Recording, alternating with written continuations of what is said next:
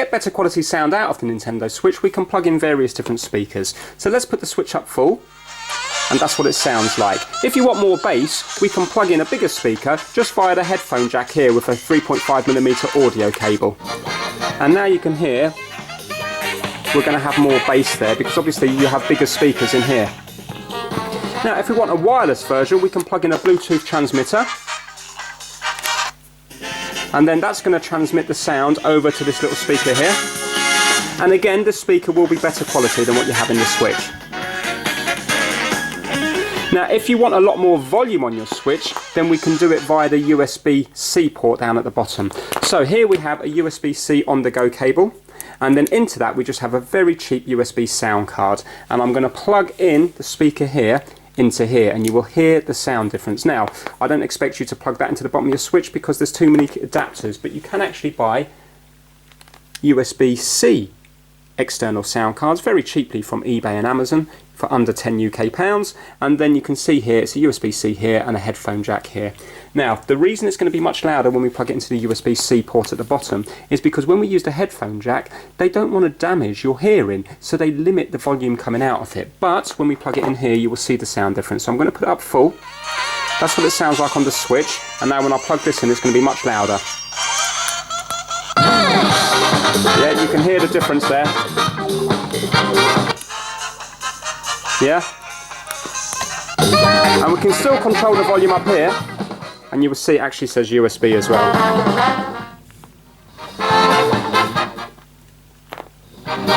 And on all of these ones, even if I was to plug in this one here, you can still control the volume on the actual Switch.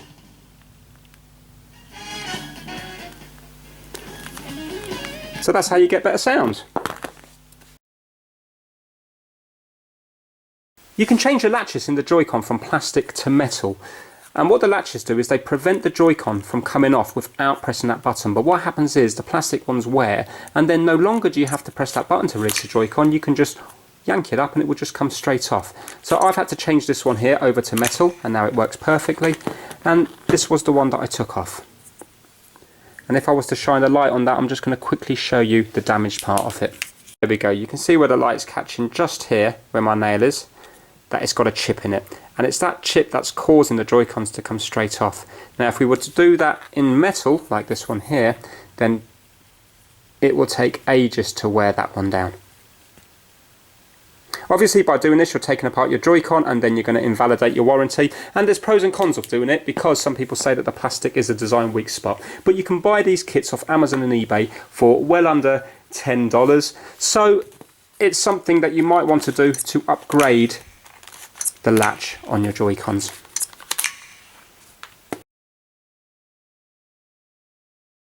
If you get yourself a battery power bank, then it means that when you take this on long journeys, you don't have to worry about your battery running out, because depending on the size you get, you can easily double or triple the battery life of the Nintendo Switch. So this one's made by Anker, which is a good recognised brand, and if you have a look here, all we have to do is charge it up with a micro USB, and then when it's fully charged we just need to plug in a USB cable from here that goes into the Switch. So I've got the one here from the Pro Controller, but obviously you can just buy these yourself anyway. So we've got a standard USB this side, and we've got a USB-C this side. So all we're going to be doing is plugging in the USB into there, and then plugging this one into here, and you will see now it will start charging.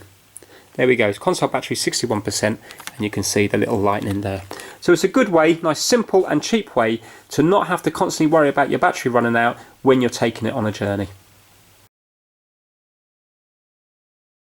When you're using your Joy-Con in either tabletop mode or TV mode, then some people find it a little bit small to use, especially if you've got large hands. So you can just add the strap onto the top of it, and that does actually bulk it out quite a bit, and it does make it a lot more comfortable. But if you want a more controller-like experience, then you can buy yourself some Joy-Con grips.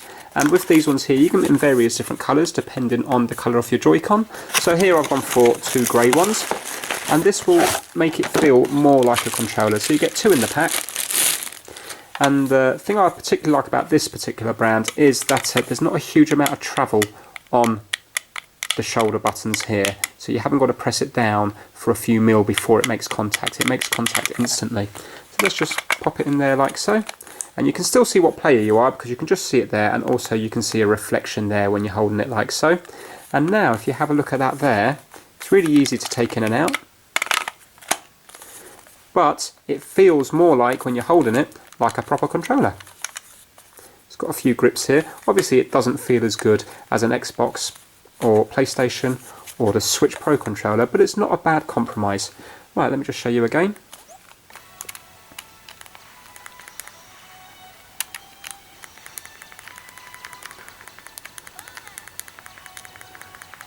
And you can see now, you don't feel as if you have to grip it as tight as you do with the Joy-Con controllers.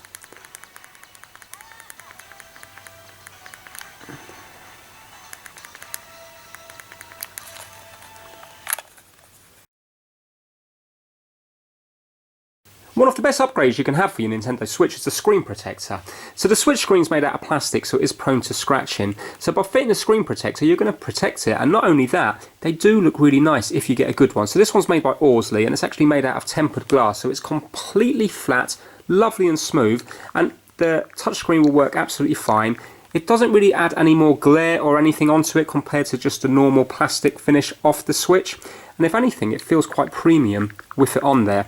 And as far as the depth's concerned, it doesn't really add much to the depth at all, so it's still going to fit in your dock and everything absolutely fine. So it's really important to get that on there as soon as possible.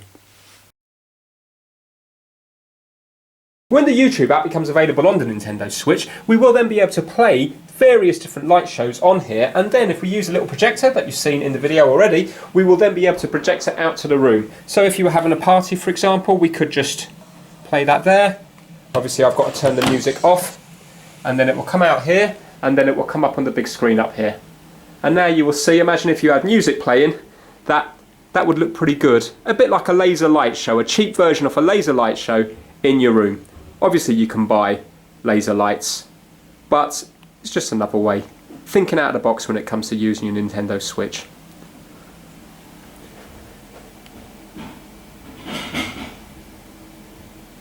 Right, okay. Years ago on the Game Boy you could actually get a magnifying glass to increase the size of the screen, and also with a light built into it to make it easier to see. So I got myself one off Amazon, and this is for a mobile phone, but I've just put the Switch in it instead, and as you can see now it does make it bigger, and that looks just as bad as the original Game Boy one did. So let me just show you a bit of Pac-Man.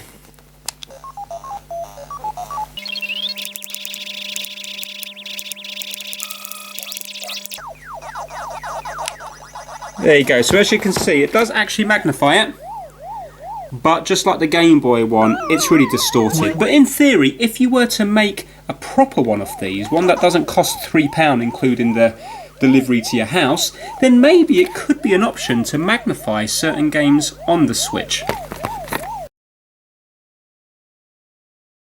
Analog stick covers. These are little caps that go on the left and the right analog stick, which are mainly to customise it, but they will also enhance the gameplay as well, depending on the game you're using.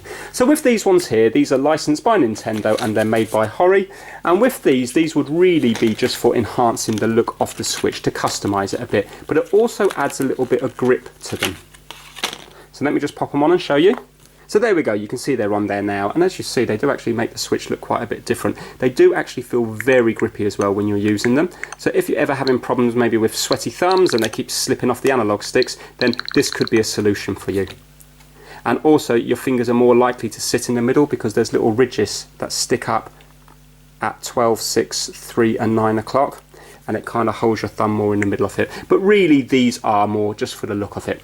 Now if you wanted something that could possibly enhance your gameplay, then these are your ones, because they add so much height to the analog stick. Now if you're wondering what I'm on about, if you look at, for example, the Xbox One Elite controller, they actually come with longer sticks, because sometimes when people are playing first-person shooter games, if they're using this to aim, then by increasing the height you're actually increasing the travel. So if you were to look here and here, if you were to take a center point here and then move to here, it might be, for example, 1 centimeter. But if you were to put this one on and take a center point here and then move from here to here, then it might be moving 1.5 centimeters. And all that means is that you will be able to get finer movements when you do this. So let me put one of these on and then I'll show you what I mean on the actual Switch. Right, okay, so you can see I've got it on this side here, and you can see the height difference that it makes. And now, if I was to go into controllers and sensors, and then go to calibrate control sticks and click in here, you will now see that I should be able to get better movement on here with it. So let's say if I just wanted to move it a tiny bit, of course you can move it a tiny bit with a normal analog stick, but you'll have a little bit more control when the stick is higher because you're moving your thumb more. So right now, just to move it a small bit, I might have to move my thumb maybe 1 millimeter, while without this on, you might have to move it maybe 0.5 millimeter or 3/4 millimeter. So you will be able to get better movement when you're playing first-person shooter games like Doom, for example. Okay, so that is the analog stick covers.